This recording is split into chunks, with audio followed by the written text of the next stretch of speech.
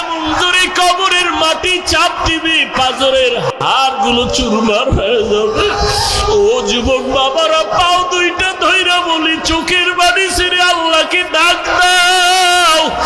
ও আসমানের মালিক, জমিনের মালিক, ও দয়ার আল্লাহ, আমরা গুনাহগার হইয়া প্যান্ডেলে ঢুকছি, গুনাহ নিয়ে বাড়ি যাইতে চাই না, গুনাহগার হইয়া কবরে যেতে চাই না রে মালিক। ওই কবরের দুই পার্শ্বের মাটির চাপ সইতে পারবো না রে আল্লাহ। ও পর্দার আড়ালের মা বোনেরা, আপনার মতো কত মা বোন মোবাইলে সময় নষ্ট করে না, নামাজ ছাড়ে না, বেপর্দায় চলে না, স্বামীর মাল হেফাজত করে। ও মা বোনের, আপনারা কেন পারবেন না? এখনো সময় আছে, তওবা করে দুই ফোঁটা চোখের পানি ছাড়িয়ে আল্লাহকে ডাকেন। সন্তান যদি চোখের পানি ছাড়িয়া মা বাবাকে ডাক দেয় আর মাপ চায়, মা বাবার দয়া না হইয়া পারে না। ছাত্র যদি কান্না করে ওস্তাদের কাছে ক্ষমা চায়, ওস্তাদ মায়া না করিয়া পারে না। ও আল্লাহর বান্দারা, ওই মা বাবার থেকে, শিক্ষকের থেকে আমার মাওলার মায়া কি কম? ওরে দুই ফোঁটা চোখের পানি যদি ছাড়িয়া দিয়া ডাক দাও, আল্লাহ দয়া করে মাফ করে দাও, বুঝি নাই, শয়তানের ধোকায় পড়ে দাড়ি কাটছি আর কাটবো না, শয়তানের ধোকায় পড়ে বেপরদায় চলছি আর চলবো না, শয়তানের ধোকায় পড়ে জবান দিয়া গালি দিছি আর দিব না, শয়তানের ধোকায় পড়ে মিথ্যা বলছি, গীবত করছি আর করব না, হাতের দ্বারা কারো বিরুদ্ধে লেখবো না, গুনাহ করব না, মাফ করিয়া দাও। মাওলা চোখের পানি দেখলে কুদরতি অন্তরে মায়ার জোশ এসে যাবে। ওরে চোখে যদি পানি না আসে, মনে করিও আমার মাওলা গুনার কারণে বেজার, গুনার কারণে দিলটা পাথর। ওরে ডানে বামে তাকাইয়া দেখো কার চোখে পানি। কান্নাওয়ালার দিয়ে তাকায় একটু হাত বাড়াইয়া দোয়া চাও। ও কান্নাওয়ালা ভাই, একটু দোয়া করেন। আমাদের কপাল খারাপ, চোখে পানি নাই, গুনার কারণে আল্লাহ বেজার হয়ে গেল। ও আল্লাহর বান্দারা, খাঁটি মনে তওবা করো, আর নামাজ ছাড়বা না, দাড়ি কাটবা না, বেপরদায় চলবা না, মা বাবাকে কষ্ট দিবা না, ওলামায়ে কেরামের বিরুদ্ধে যাবা না, নবীর তরিকা মানিয়া চলবা। আল্লাহর কাছে কাঁদো আর বলো, আল্লাহ তওবাওয়ালা জিন্দেগি দান করেন। আয় আল্লাহ, গুনাহের প্রতি ঘৃণা জমায়া দেন। ও আল্লাহ, কুদরতের নজর দিয়ে একটু মাঠের দিকে তাকাইয়া দেখেন, আপনার গোলামেরা কি চায় আমি জানি না, আপনি ভালো জানেন। একজনকেও খালি হাতে ফিরাইয়া দিয়েন না রে আল্লাহ। হেদায়াতের আলো দিয়া সিনাটা কবুল করে নেন, ওলামায়ে কেরামের বন্ধু বানায় দেন। আয় আল্লাহ, ময়দানকে আপনি কবুল করে নেন, আহলে সুন্নাত ওয়াল জামাতের ব্যানার হেদায়াতের জরিয়া বানায় দেন। আলহামদুলিল্লাহি রাব্বিল আলামিন, ওয়াসসালাতু ওয়াসসালামু আলা সাইয়্যিদিল আম্বিয়া ওয়াল মুরসালিন ওয়া আলা আলিহি ওয়া আসহাবিহি আজমাইন। ইয়া আরহামার রাহিমিন, ইয়া আরহামার রাহিমিন, ইয়া আরহামার রাহিমিন। রব্বিরহামহুমা কামা রব্বায়ানি সগীরা। ও মা হারা, বাবা হারা, ইতিম, ও এতিম সন্তানেরা অসহায়, যারা বাবা বলিয়া ডাক দিতে পারো না, মা বলে ডাক দিতে পারো না, মা বাবার জন্য চোখের পানি ছাড়িয়ে একটু কাঁদো আর কলিজা ভরে দোয়া করো। রব্বিরহামহুমা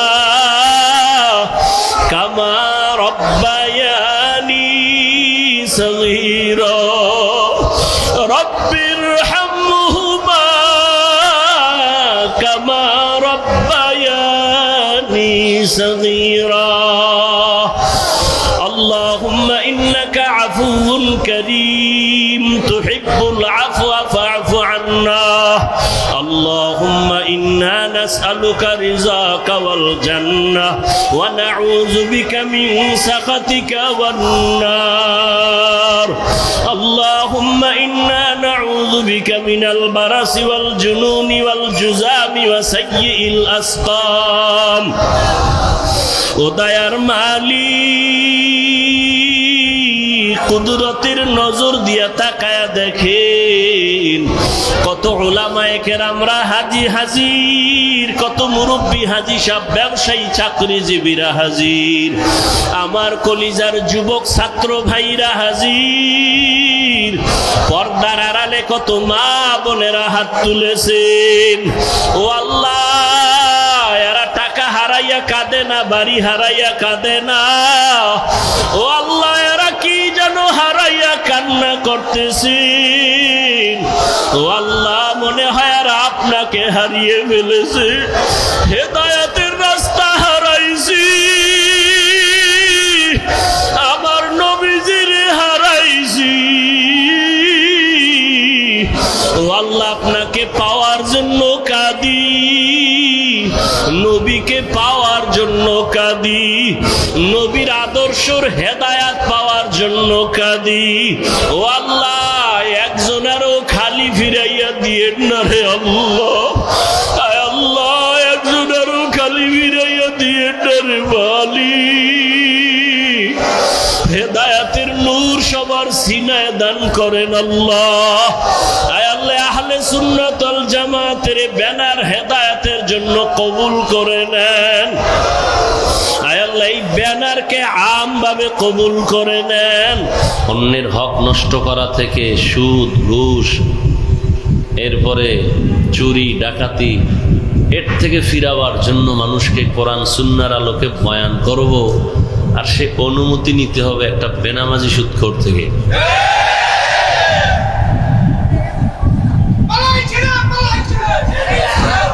এই থামো থামো, আবেগ কমাও, আবেগ কমাও।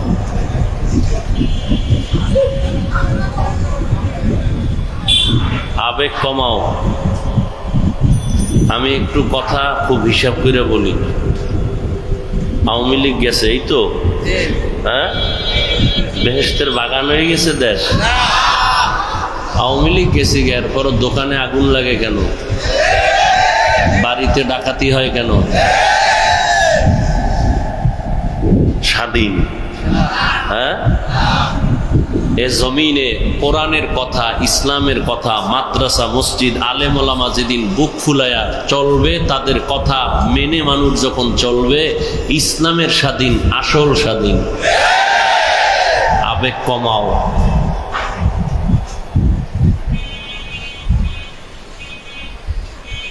চিল্লা চিল্লিও কমাও। কেউ বেশি খাইয়া চিল্লায়, আর কেউ না খাইয়াও চিল্লায়। দোনো দল চিল্লায়। কেউ চিল্লায় বেশি খাইছি পেট ব্যথা করে, আর কেউ চিল্লায় মোটেও খাই না পেট ব্যথা করে। ঠিক নেই? আমরা ওলামায়ে কেরাম, আমরা ইসলামের লাইনের মুমিন মুসলমান, কখনো সুদখোরকে মহব্বত করতে পারি না, মাথায় উঠাইতে পারি না। আমরা কোনো বেনামাজি, আমরা কোনো ডাকাত চোরের প্রশংসা করতে পারি না। কথা ঠিক আছে? এদেশ মুসলমানের দেশ। মুসলমানের কিয়ামত পর্যন্ত একমাত্র মাথার মুকুট আর নেতা আর রাহবার উলামায়ে কেরাম। এটা যেদিন আপনারা মেনে চলবেন, সেদিন স্বাধীন। আর যতদিন আলেমদের বিরোধিতা করবেন, ততদিন মুসলমান পরাধীন, স্বাধীন না। আল্লাহ হেদায়াত দান করুন। আমরা ইসলামের স্বাধীন চাই, মাদ্রাসার স্বাধীন চাই, মসজিদের ইমাম, মুয়াজ্জিন, খাদেমদের স্বাধীন চাই। কি আমরা এমপির চেয়ার দখলের জন্য কোনো টেনশন করি না, কারো কাছে কোনো চাপ প্রয়োগ করি না। কথা ঠিক? কিন্তু মসজিদ আল্লাহর ঘর। কথা ঠিক না? মসজিদের দায়িত্বে যারা থাকবে, তারা আল্লাহর মোহাব্বত নিয়ে থাকতে হবে। কথা ঠিক? এগুলো হিসাব খুব কঠিন হিসাব। মুয়াজ্জিনের উপরে একটা থাপ্পড় লাগায় দিছে নেতা, দেয় নাই? দিছে। কেন? মুয়াজ্জিন তো বেলাল রাদিয়াল্লাহু তাআলা আনহুর কাতারে কিয়ামতে দাঁড়াবেন। মসজিদের খাদেমের দামও তো হাজারো বেনামাজির থেকে, কোটি বেনামাজির থেকে দামি। এদের সাথে খারাপ আচরণ কেন? এর একটাই মাত্র কারণ, শিয়ালের হাতে মুরগি দিলে যা হওয়ার, ধর্মের চাবি বেনামাজি সুদখোরের হাতে দিলে তাই হয়। কোন বেনামাজের হাতে, সুদখোরের হাতে ধর্মের চাবি দেয়া যাবে না। এটা যেদিন করতে পারবেন এদিন স্বাধীন, আল্লাহ কবুল করে। আমরা কোন দলের গোলাম না, কোন ব্যক্তির গোলাম না। আহলে সুন্নাত ওয়াল জামাত কারো পৈতৃক সম্পত্তি না, এটা কোনো ব্যক্তির ইজারাদার দেওয়া কিছু না। আমরা জমিনে আসছি, জমিন যার আমরা তার গোলাম। জমিন কার? আসমান কার? সব আল্লাহর। গোলামও আমরা আল্লাহ। আল্লাহর মোহাব্বতের শ্রেষ্ঠ ব্যক্তি রহমাতুল্লিল, আমরা তার আদর্শ মানবো, আর কারো আদর্শ না মানবো। যদি মুহাম্মদের আদর্শ থেকে ভালো কোনো আদর্শ কারো কাছে থাকে তাহলে মুহাম্মদেরটা বাদ দিয়ে মানবো।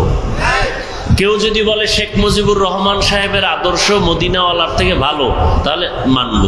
যদি কেউ বলে মদিনার নবীর আদর্শ থেকে জিয়াউর রহমান সাহেবের আদর্শ ভালো, তাহলে মুহাম্মদেরটা মানব, বাদ দিয়া জিয়াউর রহমান সাহেবেরটা মানব।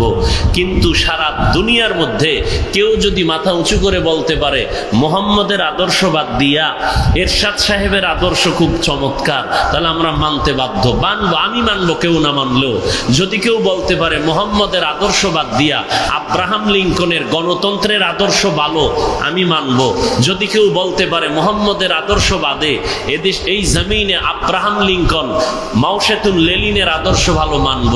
কিন্তু না, কেউ বলতে পারে নাই, বরং ফাইনাল এটা হয়ে গেছে সারা দুনিয়াতে পৃথিবীর সব মানুষের বানানো আদর্শ নাপাক, একমাত্র মদিনার আদর্শই হলো পাক।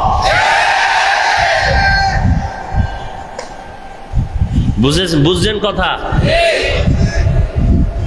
মানুষের আদর্শ না পাক কেন কয়? মানুষটাই না পাক, ওর মেধা না পাক, ওর দেমাগ না পাক, খায় না পাক। খায় না পাক। মদ খাওয়া কি পাক না না পাক? বিড়ি টানে পাক না না পাক? গাঞ্জা খায় পাক না না পাক? বেপর্দা নারীর উপরে হামলা করে পাক না না পাক? এই নাপাক খানেওয়ালারা আদর্শ দিলে আদর্শ পাক হবে না না পাক? আমার রসুলের আদর্শ পাক, আমার রসুলই পাক। আমার রসুল জীবনে একটা মিথ্যা কথা বলেননি। আমার রসুল কোনোদিন কাউকে একটা গালি দেন নাই। গালি হাজার আসছে নবী, কেন গালির জবাবও দেন নাই। কেমন নবী? রহমতের নবী, যে নবী রহমাতুল্লিল আলামিন, কোনোদিন চোখ দুটো গরম করে কারো দিকে তাকান নাই। কেমন মায়ার নবী! সেই নবীর আদর্শের যারা ধারক বাহক হবেন, ওই আদর্শ মেনে যারা চলবেন, এদের একটা সাইনবোর্ড হলো রসুলের দেওয়া আহলে সুন্নাত ওয়াল জামাত। বলেন আহলে সুন্নাত ওয়াল জামাত। আল্লাহ মাহফিল কবুল করেন, আল্লাহ পুরা এলাকায় শান্তি দান করেন। আল্লাহ মাহফিলের বরকতে আমার দেশ, আমার জাতিকে জুলুম থেকে হেফাজত করেন, এবং এই জুলুমের প্রতিবাদে গিয়া বৈষম্য বিরোধী আন্দোলনে যে ছাত্র, মহিলা, বোন, মা যারা দুনিয়ার থেকে বিদায় নিছেন, আল্লাহ শাহাদাতের মর্যাদা দেয়, তাদেরকে জান্নাত দান করুন। যারা অসুস্থ হসপিটালে পড়ে আছেন, আল্লাহ তাদেরকে পূর্ণ শেফা দান করেন। হকের পক্ষে, আল্লাহর পক্ষে, দ্বীনের পক্ষে, বাতিলের বিরুদ্ধে আমাদেরকে সোচ্চার ভূমিকা পালন করে চলার তৌফিক দান করেন। আমি আয়াত পড়েছি, আপনাদের পরিচিত একটি আয়াত। সবাই কোরআন শরীফ পড়তে না জানলেও আয়াতটা পারেন। ওয়ামা আরসালনাকা ইল্লা রাহমাতাল লিল আলামিন। আল্লাহ কি বলেন? ওয়ামা আরসালনাকা ইল্লা রাহমাতাল লিল আলামিন। হে পয়গম্বর, আমি জমিনে আপনাকে প্রেরণ করি নাই, হ্যাঁ করেছি জগৎ সমূহের রহমত হিসেবে।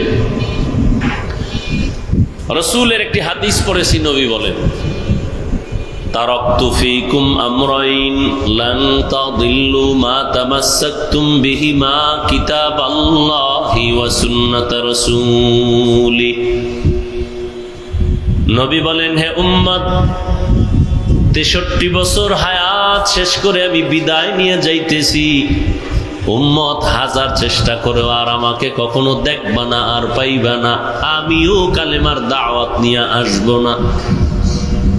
যেই নবীকে একটা নজর দেখলে পেটের ক্ষুধা নিবারণ হয়ে যায়, এত মায়ার নবীকে সাহাবায়ে কেরাম দেখতেন, খানার চিন্তাও করতেন না।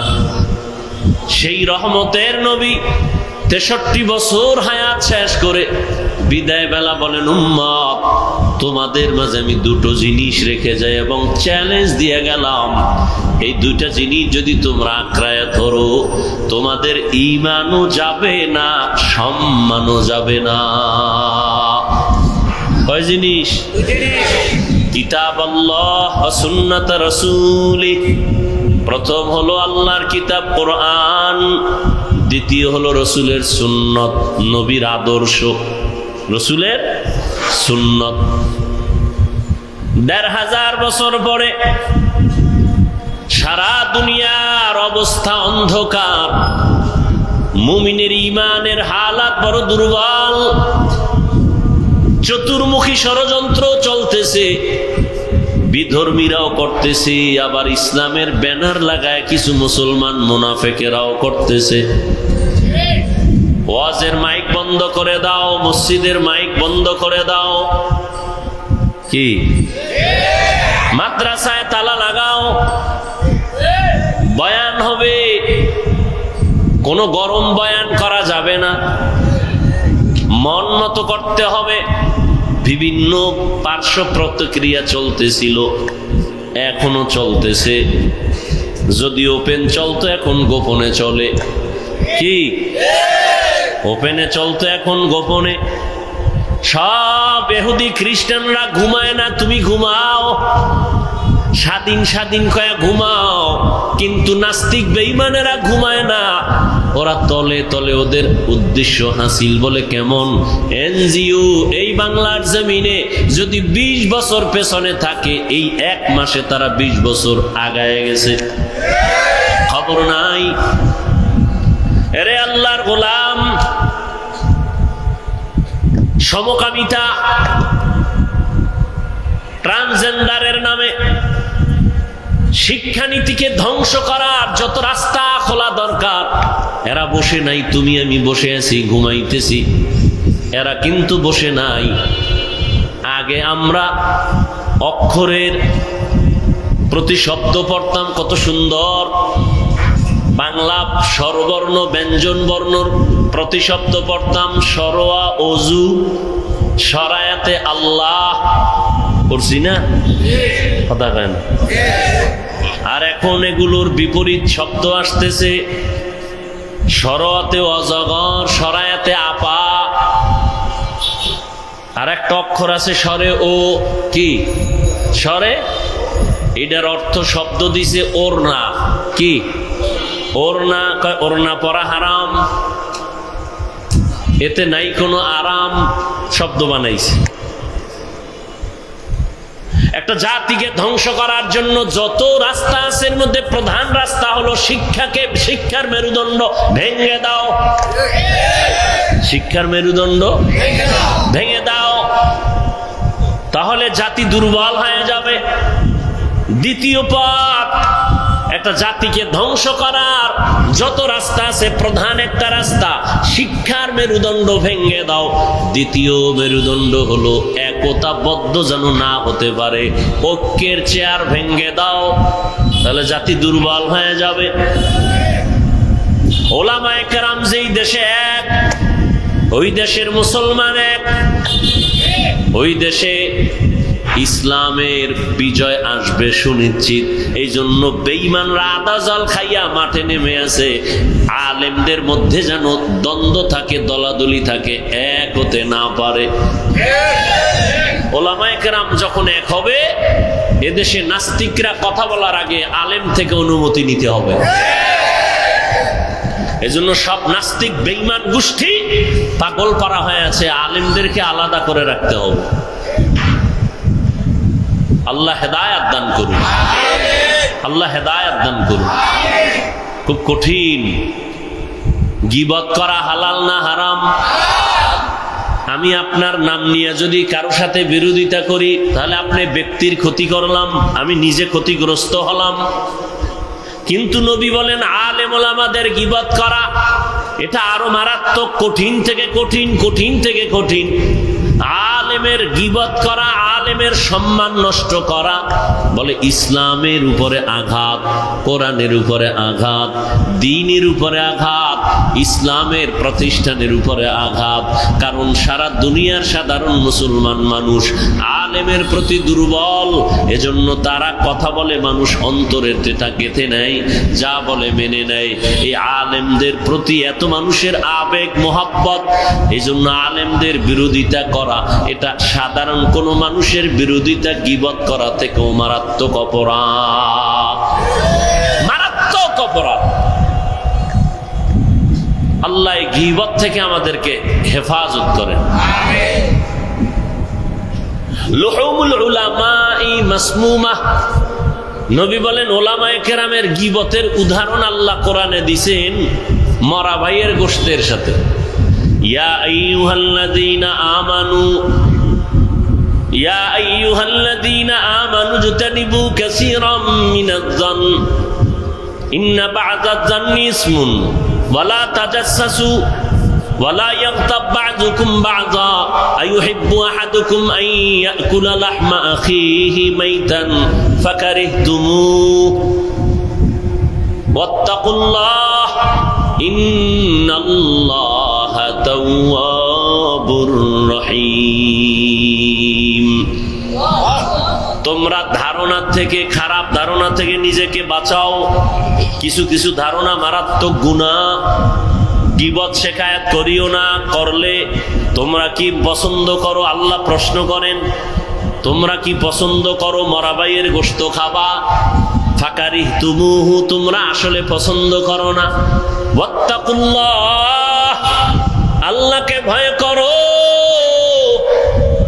ইন্নাল্লাহা গফুর তাওয়াবুর রহিম, আল্লাহ তাআলা তওবাকারীকে ভালোবাসেন, দয়া করেন, মায়া করেন।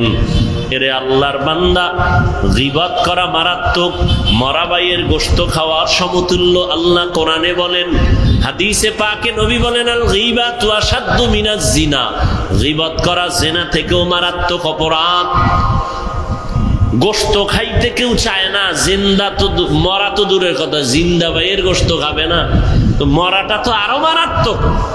এই ভাইদের মধ্যে আবার আলেমদের গোশত আরো কঠিন, বিষ। ওলামায়ে কেরামের গোশত আরো বিষ। এটা কেমন বিষ? এটা খাওয়ার আগে ঘ্রাণ নিতে গেলে অসুস্থ হয়ে যাবে।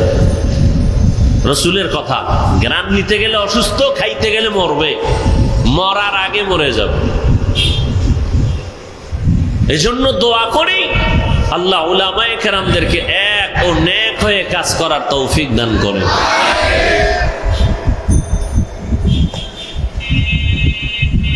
নবীজি বলেন আমি দুটো জিনিস রেখে গেলাম, আকরাইয়া ধর। আমি নবী চ্যালেঞ্জ দিলাম, যদি ধরে রাখতে পারো, যেই সময় আমি থাকবো না, তোমরা ওই দুইটা জিনিস যদি ধরে রাখো, ঈমানও যাবে না, সম্মানও যাবে না। ১৫০০ বছর হয়ে গেল, নবী নাই। আল্লাহর শুকর আমরা দেখলাম, নবীর আল্লাহর দেওয়া কোরআন আর নবীর আদর্শ এখনো যারা ধারণ করে আছে, সারা দুনিয়ার ষড়যন্ত্রের মাঝে এখনো তারা সম্মানে আছে। ওলামায়ে কেরামের সম্মান কম না বেশি? জোরে বলেন। চেয়ারম্যানের চেয়ার শেষ, চেয়ার, আলেমদের চেয়ারের কোনো মেয়াদ আসেনি। চেয়ারম্যানের চেয়ারের মেয়াদ আছে, যদি মাথা ঠান্ডা করে চেয়ারে বসো থাকো টাইম মতো, আর যদি উল্টা পাল্টা করো টাইমের আগে চেয়ারের পায়া ভেঙে ফেলা হবে। কিন্তু ওলামায়ে কেরামের এই চেয়ারের কোনো মেয়াদ নাই, এরা দুনিয়াতেও বাদশা, পরকালেও বাদশা। এই সম্মান কে দিছেন? আল্লাহ দিছেন। কেন? আল্লাহ বলেন কিয়ামত পর্যন্ত এক সেকেন্ডের জন্য এই জমিনে আর নবীজি আসবেন না। আসবেন? সাহাবায়ে কেরাম আসবেন? বলেন বলেন। আবু বকর, ওমর, ওসমান, আলী রাদিয়াল্লাহু আনহুমের কেউ আসবেন? তাবিঈনরা আসবেন, আইম্মায়ে কেরাম আসবেন, ইমাম আবু হানিফা, ইমাম আহমদ বিন হাম্বল, ইমাম শাফিঈ, ইমাম মালিক রাহিমাহুমুল্লাহ কেউ আসবেন, মুহাম্মদ ইবনে ইসমাইল বুখারী রাহমাতুল্লাহ আলাইহি, ইমাম মুসলিম, ইমাম তিরমিজি কেউ আসবেন? কিয়ামতের আগে আর আসবেন না। বড় বড় আল্লাহওয়ালা মুজাদ্দিদ আল ফেসানি, বড় পীর আব্দুল কাদের জিলানী আসবেন, খাজা মুঈনুদ্দিন চিশতি আজমিরি জমিনে আর আসবেন না। বড় বড় বড় বড় আল্লাহওয়ালারা, যাদেরকে দেখলেই মানুষের পরিবর্তন শুরু হয়ে যাইত, দেখলেই। এমন আল্লাহর গোলাম জমিনে ছিলেন যাদের দিয়ে তাকাইলে অন্তরে ভয় আসতো, আর গুনাহ করব না। এইরকম আল্লাহর বান্দা নাই, আর আসবেন না। কিন্তু আমরা তো শান্তি চাই, আমরা তো জান্নাত চাই। এখন জান্নাতের পথ আমি চিনি না, অন্ধ। কোথায় জান্নাতের পথ পাবো? জান্নাতের পথের সঠিক ঠিকানা আছে কোরআন হাদিসে। কোথায়? কপাল খারাপ, কোরআন পড়তে জানি না, বুঝি না, হাদিসও বুঝি না। এখন আমার কি উপায়? নবীও আসবেন না বুঝাইতে, সাহাবায়ে কেরাম আসবেন না, আইম্মায়ে কেরাম আসবেন না। আমার জান্নাতেও যাওয়া দরকার, ঠিকানা আছে কোরআন হাদিসে, পড়তেও জানি না। এখন একমাত্র সমাধান পথ হলো উলামায়ে কেরামের অনুসরণ করতে হবে। যারা আলেমদের থেকে দূরে থাকবে, আলাদা হবে, আল্লাহর কসম ওদের দুনিয়াও বরবাদ, আখিরাতও বরবাদ। ইলমেরা ইজাজো করদন বেহিসাব, খলকেরা দাদন জওয়াবে বাসওয়াব, হক না দারত দোস্তে খলকা জারেরা, নিস্তে ই খসলত একে দিনদারেরা। আল্লাহু আকবার। ভাইরা আমার, বর্তমান দুনিয়াতে দুই জিনিস, যার কাছে যত পার্সেন্ট আছে তত পার্সেন্ট সে সম্মানে আছে, শান্তিতে আছে। যার কাছে কোরআন সুন্নাহ যত পার্সেন্ট নাই তত পার্সেন্ট সে শান্তিতেও নাই, সম্মানেও নাই। আচ্ছা, ওই সম্মান পাইয়া লাভ কি? যেই সম্মানের ফুলের মালার পরিবর্তে আবার দাম করে জুতার মালা, এই সম্মানের কোনো ভ্যালু আছে? ওই 10 তলা বিল্ডিং এর মালিক হয়ে লাভ কি যদি বিল্ডিং এর মধ্যে আগুন লাগায় দেয়? কোন লাভ আছে? ওই কোটি কোটি কোটি টাকার মালিক হয়ে লাভ কি, যেই টাকা আমি খেতে পারবো না? না, এই সম্মান আর দরকার নাই। বিল্ডিং সম্মান দেয় না, টাকা সম্মান দেয় না, সম্মান দেওয়ার মালিক আমার আল্লাহ। আল্লাহ যাকে সম্মান দিবেন তাকেও নষ্ট করতে পারবে না। আর কেউ যদি টাকা দিয়ে সম্মান কিনেও সম্মান বেশিক্ষণ থাকবে না। আল্লাহর দেয়া সম্মান, আল্লাহ বলেন আমি সম্মান দিলাম মানুষকে, ফেরেশতাকে দেই নাই, ফেরেশতাকে শ্রেষ্ঠ বানাই নাই। আমি আল্লাহ মানুষকে শ্রেষ্ঠত্ব দিলাম, সম্মানের সর্বোচ্চ শিখরে আমি স্থান দিলাম। এ কারণে ফেরেশতারা 24টা ঘন্টার সেকেন্ডে সেকেন্ডে আল্লাহর গুণগান গাইয়াও শ্রেষ্ঠ না, মানুষ বড় দামি। এই কারণে ফেরেশতারাও মানুষের গোলামি করে। ফেরেশতারাও, জিনেরাও মানুষের গোলামি করে। দুনিয়াতে সব মাখলুকাত মানুষের গোলাম, কারণ এই মানুষের যে গোলামি করে সম্মানের সাথে, মোহাব্বতের সাথে। একটা দুধের গাভী শক্তি মানুষের থেকে কম। যদি গাভীটা মেজাজ গরম করে বলে আর কালকে আজকে থেকে বনি আদমের দুধ দিব না, আসা মাত্র একটা লাথি মারবো। কোনো বনি আদম পারবে না গাভীর থেকে দুধ দহন করে বাসায় নিবে। কিন্তু গাভীটা মেজাজ গরম করে না, শক্তিশালী বাঘ লেজ গুটাইয়া বসে থাকে, মানুষ দেখলে সম্মান করার চেষ্টা করে। কারণটা কি? ও যদি আমারে ধইরা ফালায়, আমি বাঁচার উপায় নাই, আমার সম্মান রক্ষার উপায় নাই। কিন্তু শক্তিশালী বাঘ আমাকে কেন সম্মান করে? গাভীটা আমাকে কেন সম্মান করে? ও আল্লাহর বান্দা, একমাত্র কারণ এই সম্মান আমি টাকা দিয়া কিনি নাই, সম্মান আমার আল্লাহ দিছে। কে দিছে? এই জন্য বাঘ আমাকে সম্মান করে, হিংস্র প্রাণী সম্মান করে, পাখি আমাকে সম্মান করে, গর্তের পিপিলিকা সম্মান করে, গর্তের সাপ আমাকে সম্মান করে। মানুষ বড় দামি, আবার এই মানুষের ভেতরে যারা মুমিন ঈমানওয়ালা তারা আরো দামি। সমস্ত মুমিনদের ভেতরে একমাত্র আম্বিয়ায়ে কেরাম দামি, নবী রাসূলরা দামি। আর সব নবী রাসূলের মধ্যে শ্রেষ্ঠ রাহমাতুল লিল আলামিন, সে বড় দামি। নবী কেমন দামি যে নবীর গাম থেকে মিশকের ঘ্রাণ। আপনার আমার গাম থেকে মিশকের ঘ্রাণ, বরং আপনার আমার ঘামের কারণে কেউ পাশে দাঁড়াতে পারে না। কি? রহমতের নবীর ঘাম থেকে মিশকের ঘ্রাণ। রহমতের নবীর চেহারা মোবারক দেখার জন্য গর্তের পিপিলিকা আল্লাহর কাছে আরজি পেশ করে, এরে নবীর আশিক। আর এই জমিনে নবীদের যত উম্মত আছে, মুসা নবীর উম্মত, ঈসা নবীর উম্মত, ইব্রাহিম নবীর উম্মত, সব উম্মতের মধ্যে রহমতের নবীর উম্মত আমাদের মর্যাদা সবার থেকে বেশি। মুসা নবীর উম্মতের দাম বেশি না শেষ নবীর উম্মতের দাম বেশি? দেখো যা কুরআন মে মোহতারাম মুস্তফা কি উম্মতে খৈরুল উম্মাহ। রহমতের নবী যেমন শ্রেষ্ঠ, রহমতের নবীর উম্মতেরাও শ্রেষ্ঠ। রহমতের নবীকে আল্লাহ কোরআন দান করেছেন। কোরআন এটাও সারা দুনিয়ার মধ্যেই আদম নবী থেকে আজ পর্যন্ত নয়, কিয়ামত পর্যন্ত যত কিতাব আসছে আসবে মানুষ বানাবে, সব থেকে শ্রেষ্ঠ কিতাব হলো কোরআন।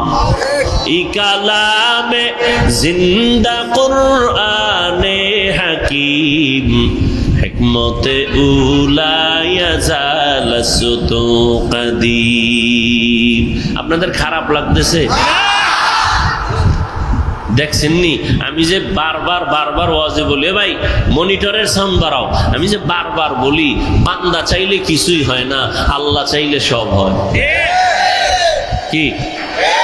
বান্দা চাইলে, আল্লাহ চাইলে। আহলে সুন্নাত ওয়াল জামাত তারা চাইছিলেন মাগরিবের আগে বয়ান শেষ হয়ে যাবে, ঠিক নেই? আমাকে টেলিফোন করা হলো, আমি বললাম প্রোগ্রাম আছে, আসরের নামাজ পড়ে বয়ান করব। বান্দা চাইছে মাগরিবের আগে শেষ, আর এক দল আল্লাহর বান্দারা চাইছে এখানে যেন কোনো ওয়াজ নাই হয়। এরা বৃষ্টি পাইয়া খুশি না বেজার? খুব খুশি। এই 15 বছরে যেই পরিমাণ খুশি হয় নাই, আজকে বৃষ্টিতে তারা আরো খুশি। আল্লাহ কাজা তো গো একটু খুশি করলাম। কিন্তু যারা মাগরিব পর্যন্ত যাইছিল, এগো মনটা খুশি না বেজার হয়ে গেছে, চোখে পানি। চাইছিলাম মাগরিব পর্যন্ত হবে, তাও তো হচ্ছে না, বৃষ্টি। আল্লাহ তবু খুশি করবো, একটু ধৈর্য ধর, একটু ধৈর্য ধর। মাগরিব না, আমি আল্লাহ ভরপুর বয়ান শোনার ব্যবস্থা করে দিব। বান্দা চাইলে কিছু হয় না, আল্লাহ চাইলে। কাদের কুদরত দারি বর কামাল, আন্তা রব্বি আন্তা হাসবি জুল জালাল, তুহি কাদের জলিলুল্লাহ জাহাদার, বহর হালে तू ही मेरा निगाहदार। এরে আল্লাহর গোলাম, আল্লাহ পাকে মাহফিল নাজাত ও হেদায়েতের জন্য কবুল করেন। আমিন। আর আস্তে করে বলেন আমিন। আহলে সুন্নাত ওয়াল জামাত মাধবদী থানা শাখার এই প্রোগ্রাম সারা ওয়ার্ল্ডের মানুষ এটাকে জানে এবং চিনে শুনে, ঠিক নেই? এটা কোনো ব্যক্তির কিছু, খবরদার এই ধারণা করবেন না। আচ্ছা, এই সংগঠন যারা করে বা এর দায়িত্বে যারা আছে, এরা এখান থেকে কি টাকা নিয়ে বাড়িঘর করে? এই ধারণা করা, ওই একটু আগে আয়াত পড়ছি, ধারণা কবিরা গুনাহ। قال النبي صلى الله عليه وآله وسلم إياكم والظن فإن الظن أكذب الحديث। খবরদার, তোমরা খারাপ ধারণা করিও না, এটা সব গুনাহের মূল হলো খারাপ ধারণা। আর এই খারাপ ধারণার থেকেই হয় গীবত, শিকায়াত। খবরদার, গীবত করা মারাত্মক অপরাধ। আল্লাহ পাকে গীবত থেকে আমাদেরকে হেফাজত করেন। এরে নবীর উম্মতের দল, উম্মত এখন দিশেহারা, পথহারা, মতহারা। এখন এই উম্মত কোথায় যাবে? একমাত্র ঠিকানা উলামায়ে আহলে হকের পরামর্শ নিয়ে জীবনকে পরিচালনা করবে। এরে নবীর আশিক, আজ সারা দুনিয়ার ভেতরে আল্লাহর কোরআন নবীর আদর্শ নিয়ে যারা চলে তাদের সম্মান এত বিপদ, এত বিপদ, এরপর আলেমের সম্মান কমে নেই। আচ্ছা, সম্মান যে আল্লাহ দিছেন আখিরি নবীর উম্মত, এদের মধ্যে যারা কোরআনওয়ালা, ইলমওয়ালা, আমলওয়ালা, এদের সম্মান সবার উপরে। আর এই সম্মানটা কি কোনো একটা অবস্থার সাথে সম্পর্ক? হ্যাঁ, যে আলেমের সম্মান থাকবে কতক্ষণ? কয় আলেম মাদ্রাসায় পড়াইবে যতক্ষণ, এরকম নাকি? হ্যাঁ, এর ভেতরে নবীর সুন্নাত যতক্ষণ থাকবে সম্মান ততক্ষণ থাকবে। চাই সে মসজিদ ইমামতি করুক আর না করুক, চাকরি করুক আর না করুক, মাদ্রাসায় থাকার না থাক, কোরআন আছে, সুন্নাত আছে, সম্মান আছে। রিজিকের মালিক কি চাকরি? রিজিকের মালিক কে? আল্লাহ গর্তের পিপিলিকের খানা দেন না? জঙ্গলের প্রাণীদের খানা দেন না? তো আল্লাহর কাছে কি ওরা দামি না আমরা দামি?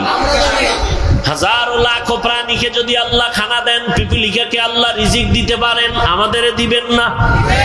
তাহলে পাগল কেন হয়েছো? এত খানার জন্য পাগল কেন? কুত্তায়ও খায়, গরুয়েও খায়, ওর জন্য আল্লাহ খানা বানাইছেন। কিন্তু মানুষের খানা বড় পিওর, মানুষের খানা বড় পিওর। মানুষ আমাদের দাওয়াত দেয়, মহব্বত করে হাদিয়া দেয়, খানা খাওয়ায়, পিওর খানা খাওয়াই, আবার মাপ চায়, হুজুর যেইভাবে খেদমত করা দরকার ছিল করতে পারি না, মাফ কইরা দিয়েন। মেরা এজাজু করদন বেহিসাব, খলকে রাদাদন জওয়াবে মা সওয়া। আল্লাহর নবী বলেন দুটো জিনিস ধরে রাখ, কোরআন আর সুন্নাত। নবী সুন্নতের কথা বললেন কেন? হাদিস বলতে পারতেন। এ বিষয়ে আলোচনা উলামায়ে কেরাম করে থাকেন, আপনারাও শুনে থাকবেন, আমি ওদিকে যাব না। আয়াতের মধ্যে নিয়ে কিছু আলোচনা করব। ওয়ামা আরসালনাকা ইল্লা রাহমাতাল লিল আলামিন।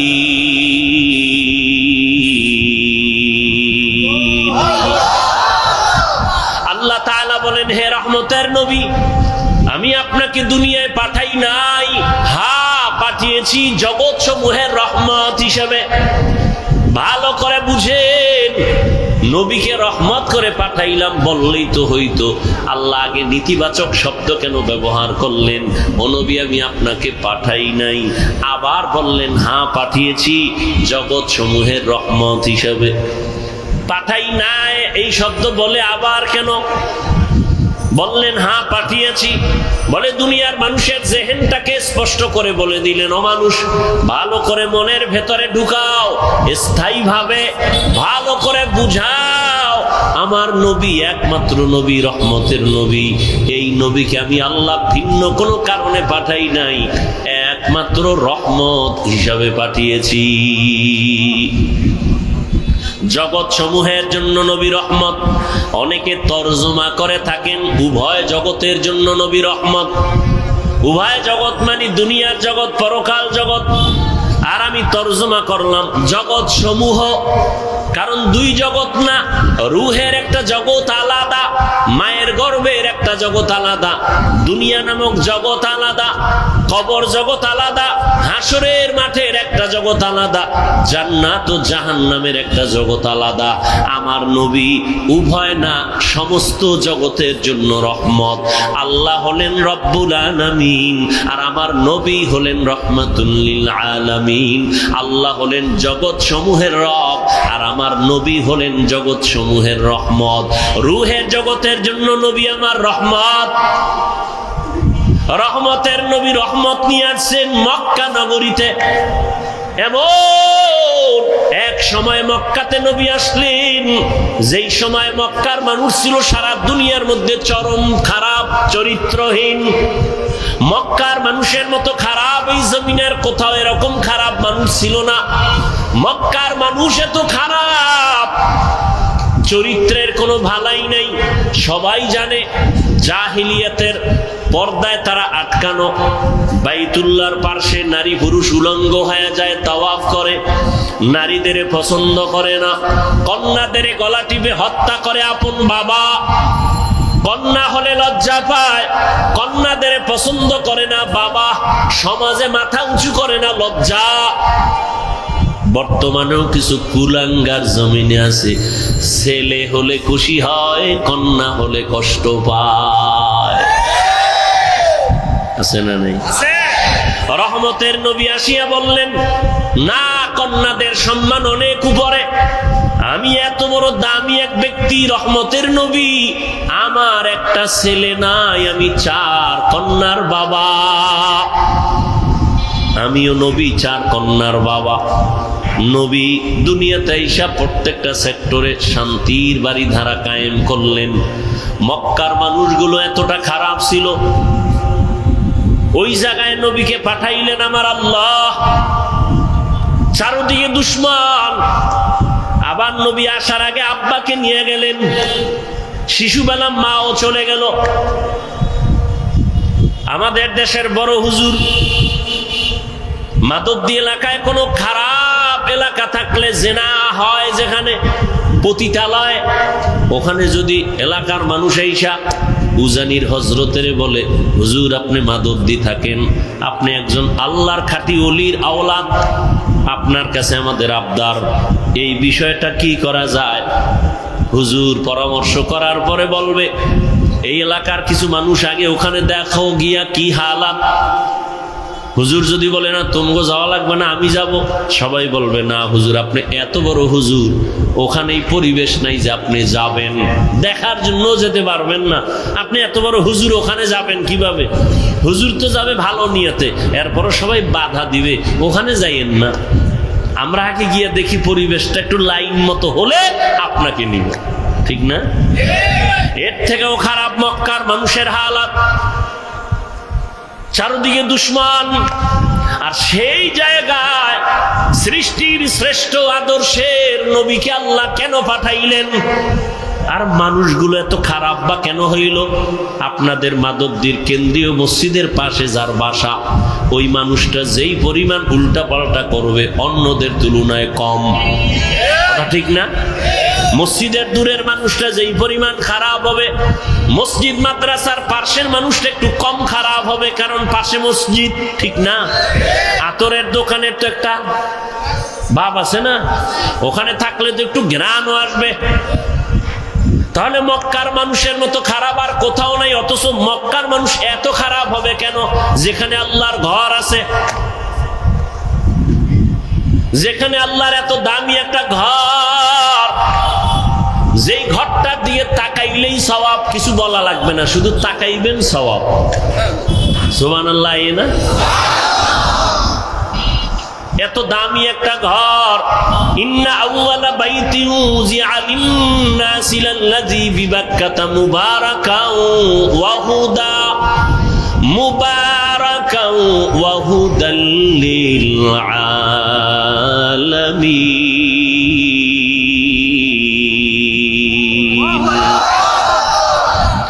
আল্লাহ জমিন বানায় একটা ঘর বানাইলেন, হেদায়েতের ঘর, ইবাদতের ঘর। এত দামি একটা ঘর, যেই ঘরটা দিয়ে তাকাইলে সওয়াব, কিচ্ছু বলতে হবে না। জমিনে এমন কিছু জিনিস আল্লাহ দিছেন, বান্দা শুধু তাকাইবে সওয়াব। মায়ের দিকে তাকাও সওয়াব, বাবার দিকে নেক নজরে তাকাও সওয়াব, তাকায় থাকো সওয়াব। আল্লাহর প্রিয় বান্দা উলামায়ে আহলে হক, আল্লাহর কঠিন মুহাব্বতের গোলামদের দিকে তাকাও সওয়াব। আল্লাহর কোরআন খুলিয়া তাকায় তাকায় দেখো সওয়াব। আল্লাহর ঘর বাইতুল্লাহ দেখো সওয়াব। যেই বাইতুল্লাহর এরিয়ায় একবার আল্লাহ বললে 1,00,000 বার আল্লাহ বলার সওয়াব। একটা সেজদা দিলে 1,00,000 বার সেজদা দিলে যেই পরিমাণ সওয়াব একটায় তা হবে। এত দামি ঘরের মানুষ কেন এতটা চরিত্রহীন হলো? কারণ কি? অনেক লম্বা কারণের নির্যাস কথা হলো, এই মক্কার ঘর থাকার পরও মানুষের আদর্শ কেন খারাপ?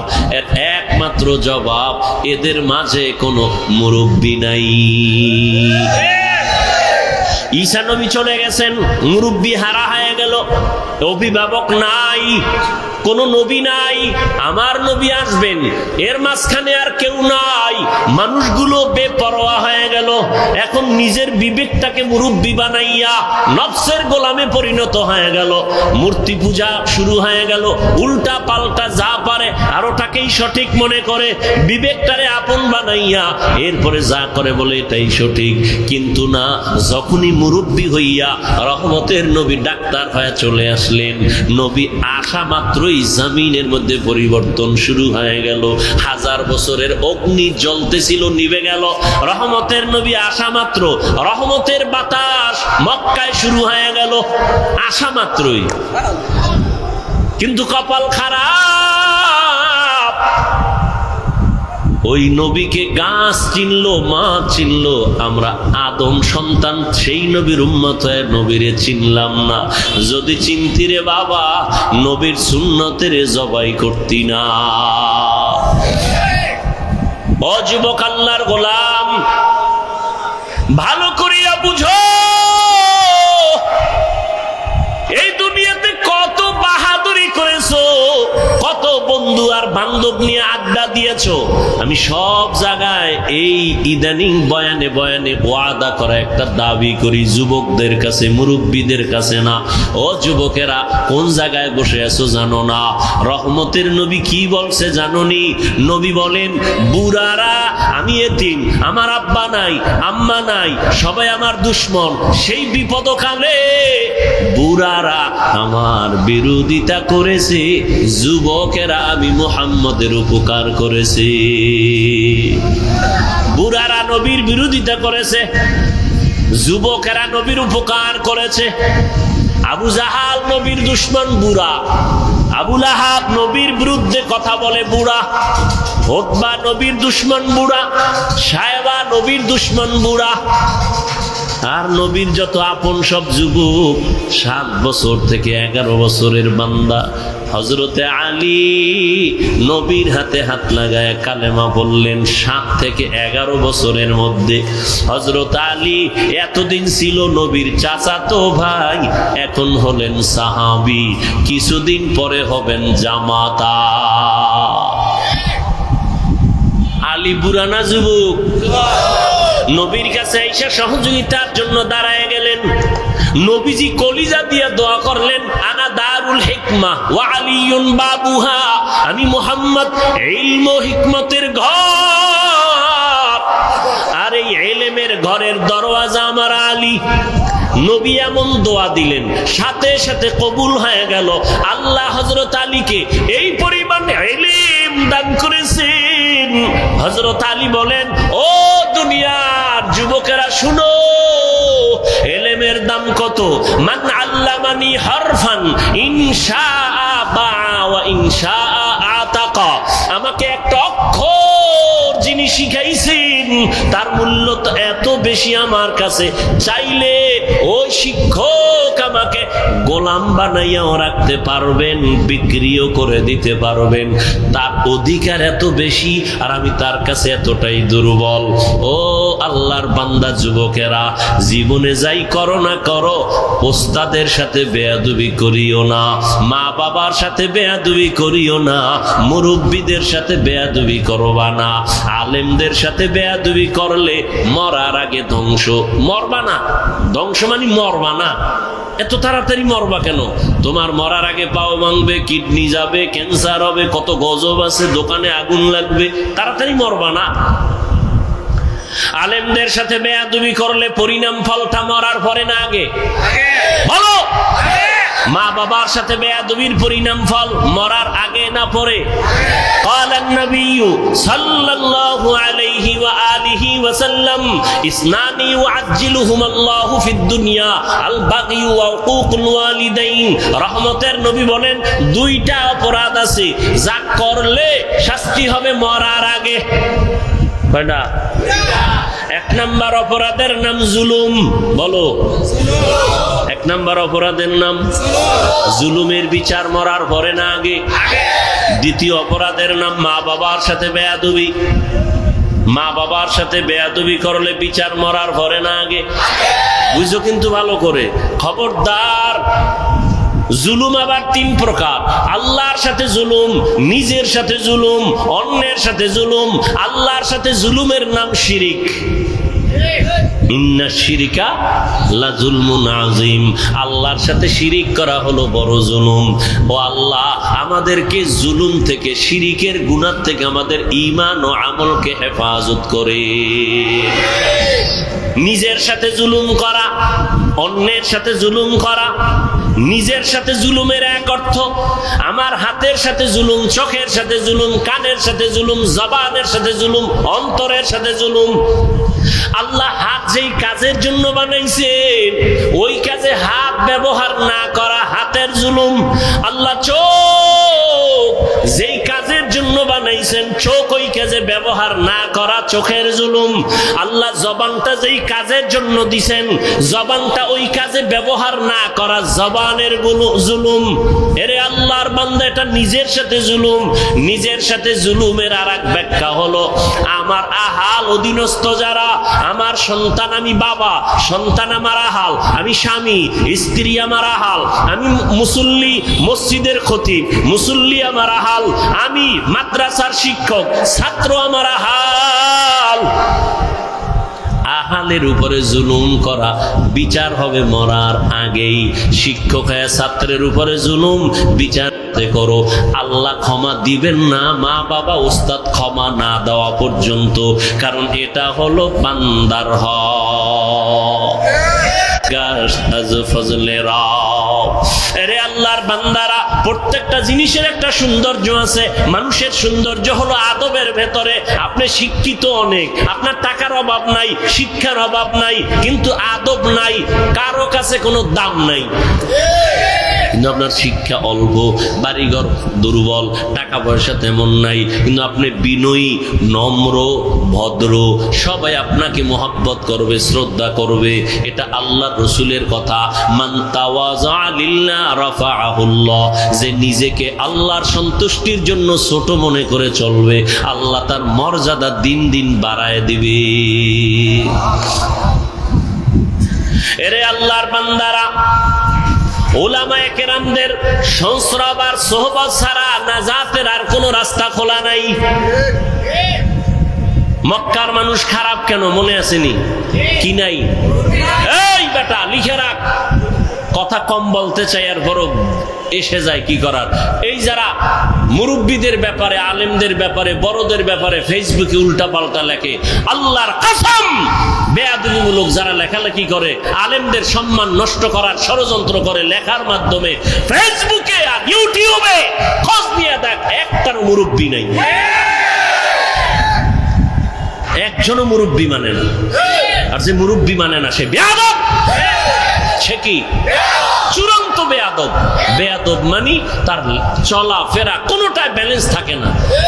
মুরব্বি থাকলে পেছন দিক দিয়ে টান দিবে, অন্যায় করছো কেন, তওবা কর। গরুর গলায় যদি রশি লাগানো থাকে, খোলা ময়দানে খোলা বাতাসে কত পাখি উড়ে, কোনো দাম নাই। খাঁচার মধ্যে যেই পাখিটা আটকানো, ওই পাখির বড় দাম। ও বাবা, স্বাধীনভাবে যে মানুষগুলো ঘোরাফেরা করে, মন চাইলে নামাজ পড়ে না, মন চাইলে জিকির করে না, মন চাইলে মানুষের হক নষ্ট করে, না হইলে নাই, উল্টা পাল্টা চলে, এদের কোনো দাম নাই। আর যারা কালেমার মালা গলায় লাগাইয়া ওলামায়ে কেরামের মুরব্বি মাইনা চলে, এদের দাম অনেক বেশি। বলে কত ফেরেশতার থেকে অনেক বেশি। দেখছেন নি কথা? এ ভাই, আমি বয়ান করি, বক্তবৃন্দ আল্লাহ ক্ষুদ্র অবস্থায় দিল, আছে না নাই? কি নাই?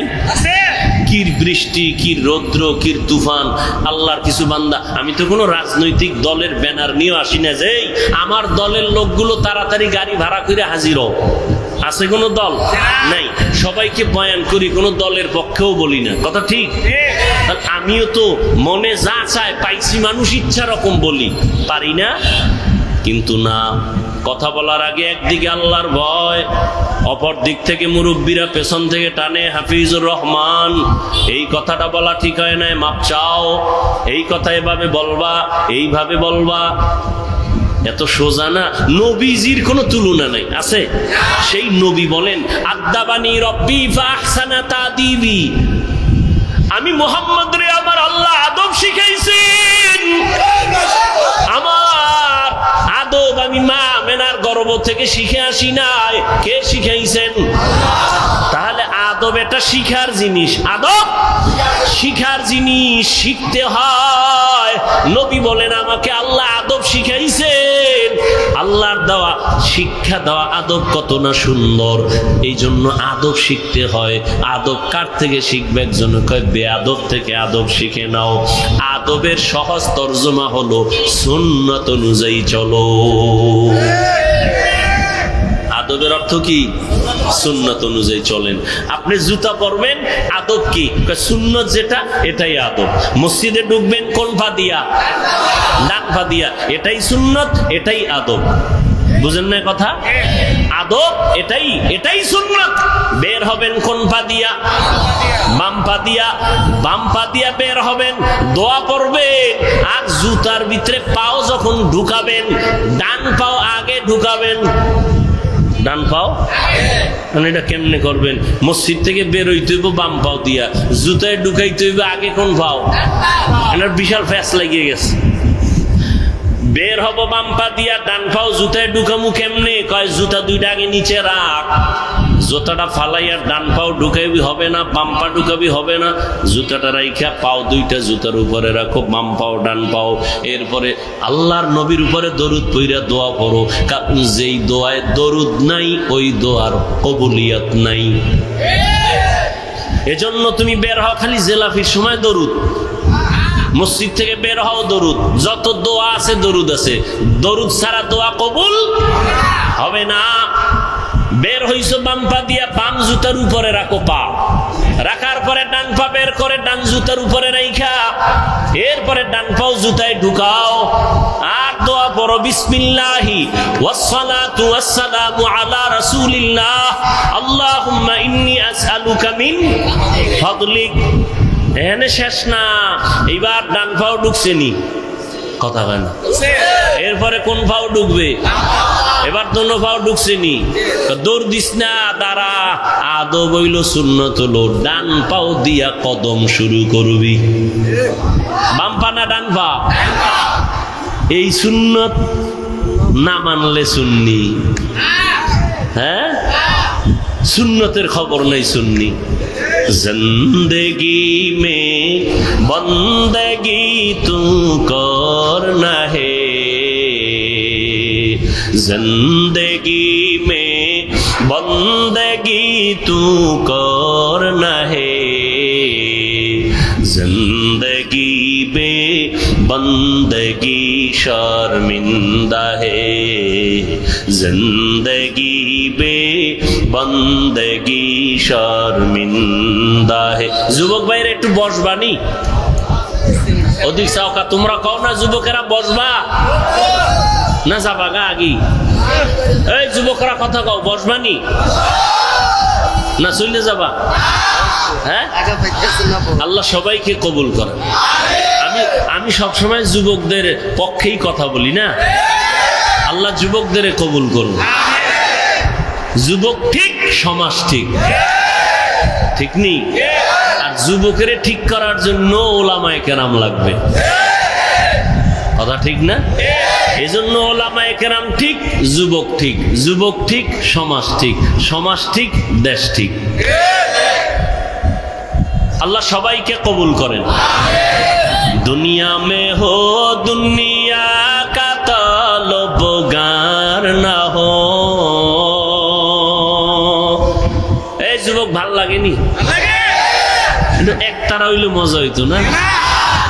তোরা তো আবার একতারা ছাড়া ভাল লাগে না। এক যুবক মোবাইলে হিন্দি গান শুনে, বাংলা শুনে না, না পাকিস্তানের রাজাকার, এই জন্য হিন্দি শুনে। শুনে তো শুনে আবার লাফায়। কেউ যুবক লাফাও কেন? কয় নাচি। কেন? কয় গান শুই না। কয় অর্থ জানুনি? আব্বাও জানে না, আমিও জানি না। তো লাফাও কেন? কয় মজা লাগে।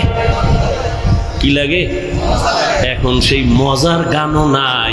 এখন যে আমরা গজল বলি, এও গানের সেই আগের সুর হয়ে গেছে। মানুষের গজল গাইতাম আগে, ছোটবেলা শুনতাম কলিজার টুকরা আইনুদ্দিন আল আজাদ, এরকম বহু শিল্পীদের আল্লাহর বান্দারা গজল গাইতেন, নাত হামদে বারি তাআলা পড়তেন, কলিজা ঠান্ডা হতো। কবরের আযাবের গজল শুনতাম, চোখের পানি পড়তো। আর এখন একতারা না বাজাইলেও গান এমন ধাক্কা লাগে, মনে হয় যেন একতারার সাথে মিলে যায়। আল্লাহ হেদায়েত দান করুন। অলিপুরি সাহেবের একটা বয়ান সেদিন শুনলাম, তিনি বলছেন ইসলামী সঙ্গীত বলা জায়েজ নাই। সঙ্গীত শব্দ ইসলামের বেলায় ব্যবহার নিষেধ। ভাইরা আমার, দোয়া করি অলিপুরি সাহেবের জন্য, আরো যারা এই ময়দানে খেদমত করছেন, যাদেরকে বাতিলরা নাম শুনলে ভয় পাইতো, আল্লাহ পাক যাদের নিয়ে গেছেন তাদের জান্নাতে মাকাম বাড়ায় দেন। যারা এখনো আছেন, আল্লাহ তাদের হায়াতে বরকত দান করেন, সুস্থতার নিয়ামত আল্লাহ বাড়ায় দেন। এই আমরা হুজুরেরা কিন্তু এক। তোমরা মাদক দিব কিলাকিলি করো কেন? তুমি যদিও দেখো টুপি আলাদা, কিন্তু অন্তর এক। অন্তর কি এক? খবরদার, তুমি শরবতের মধ্যে যত রং দেখো, কোন শরবত লাল, কোন শরবত হলুদ, কোনটা একটু সবুজ, আছে না নেই? সবগুলোই কিন্তু শরবত। আমরা আলেমরা যেই লাইনে হই না কেন, এক জায়গায় দেখা হইলে বুকে বুক লাগাই, দাওয়াত দিয়ে আসেন, এক জায়গায় এক প্লেটে খাই, তখন কিন্তু মায়ার এক টার্গেট হয়ে যায়। আমরা যে লাইনের হই, আমরা সবাই নবীর ওয়ারিস, আমরা উলামা। তুমি মাদক দিব কিলাকিলি কইরা তোমার ক্ষতি করে লাভ কি রে বাবা?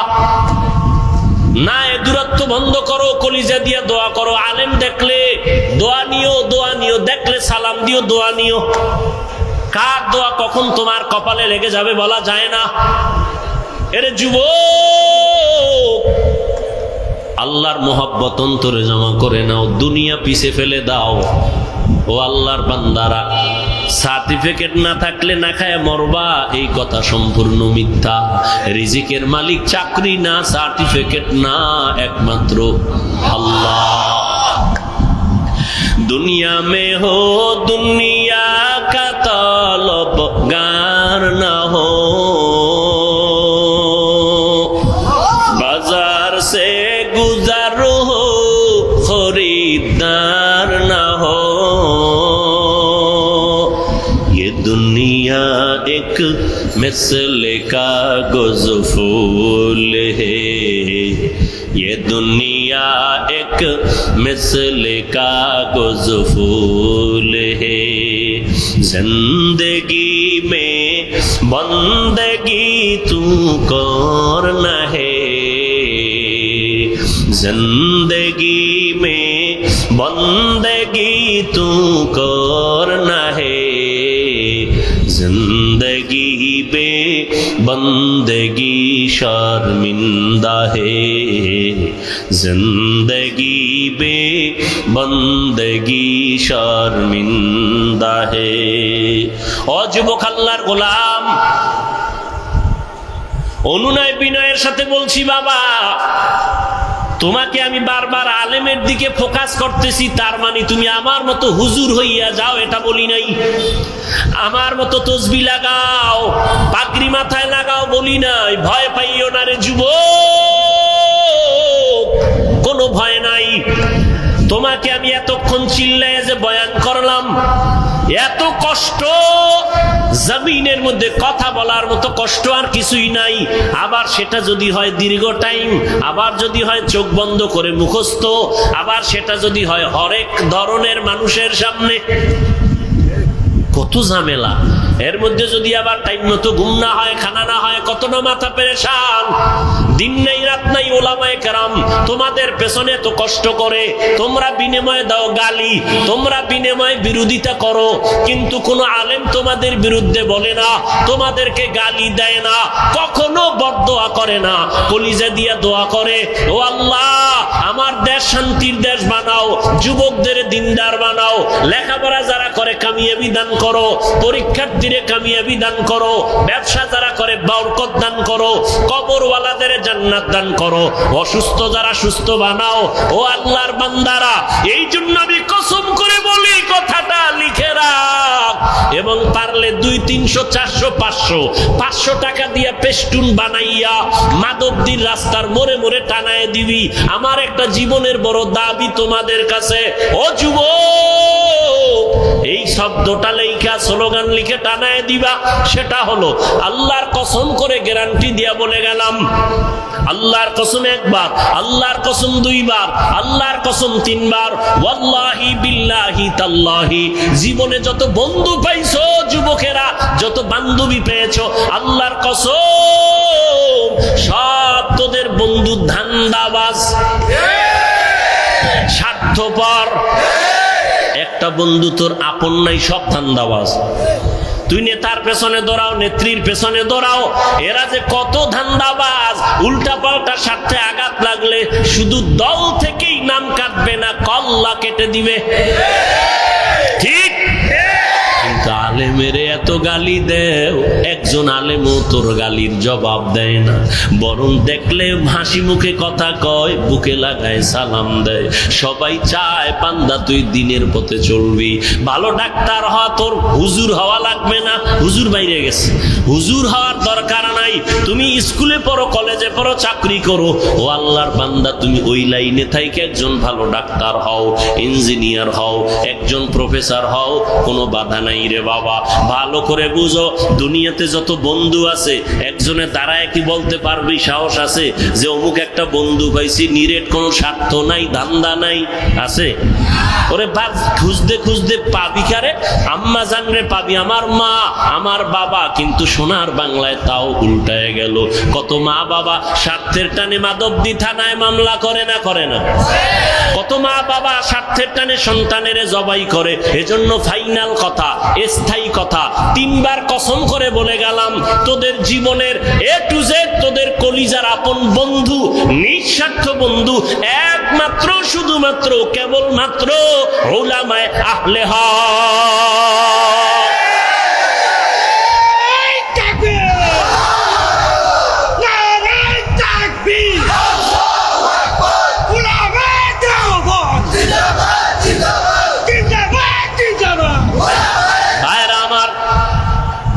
ওলামায়ে কেরাম সাইনবোর্ড লাগাও, টানায় দাও, জীবনের পিওর নিঃস্বার্থ বন্ধু উলামায়ে আহলে হক। এই কথা লিখে ব্যানার লাগাও সব জায়গায়। আর সব বন্ধু ধান্দাবাজ, সব বন্ধু স্বার্থপর, ওলামায়ে কেরাম নিঃস্বার্থ। এই বয়ান সারা রাত করলে শেষ হবে না। আমি আল্লাহ কসম করে বলি, ওলামায়ে কেরাম এই দেশকে যা দিয়েছে, এই জাতিকে যা দিয়েছে, কোন নেতা তা দিতে পারে নাই, কোন নেত্রী তা দিতে পারে নাই।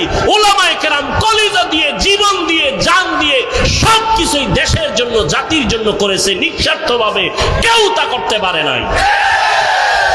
কিন্তু দুনিয়াদারেরা আলেমদের সাথে করেছে গাদ্দারি। কি করেছে? কোন মায়ের সন্তানের বুকের পাটা শক্ত থাকলে দাঁড়া। আমি চ্যালেঞ্জ দিচ্ছি, ওলামায়ে কেরাম এই দেশকে যা দিয়েছে কেউ তা দিতে পারে নাই নিঃস্বার্থভাবে। যদি 5 টাকা দিয়ে থাকে কোন দুনিয়াদার, 50,000 টাকা চুরি করে নিয়েছে। নিঃস্বার্থভাবে আলেম ওলামার এই জাতিকে সব দিয়েছে। সরকার কোটি কোটি কোটি টাকা ব্যয় করে র‍্যাব বানাইছে, আর্মি বানাইছে, পুলিশ বানাইছে।